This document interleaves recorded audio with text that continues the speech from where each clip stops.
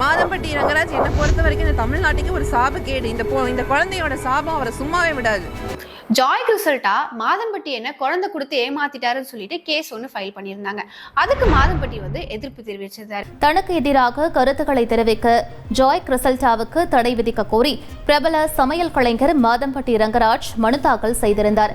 இதனால கோவமடைஞ்ச ஜாய் கிறிசல்டா என்ன பண்ணாங்கன்னா மகளிர் ஆணையத்துல தகுந்த ஆதாரங்களோட மாதம்பட்டி மேல கேஸ் ஃபைல் பண்ணாரு. அதுக்கு மகளிர் ஆணையம் என்ன பண்ணாங்கன்னா மாதம்பட்டி வந்து 24 ஹவர்ஸ்ல இங்க ஆஜராகணும்னு சொல்லிட்டு சம்மன் அனுப்பிச்சிருந்தாங்க. மாதம்பட்டி ரங்கராஜ் மீது சட்டப்படி நடவடிக்கை எடுக்க கோரி சென்னை காவல்துறை ஆணையருக்கு மாநில மகளிர் ஆணையம் கடிதம் அனுப்பியிருக்கிறது. அதே மாதிரி அவர் ஆஜரும் ஆனாரு. ஆனா அவர் ஒய்ஃபோட விஐபி மாதிரி வந்திருந்தாரு. இது நம்ம எல்லாருக்குமே தெரிஞ்ச ஒரு விஷயம் தான்.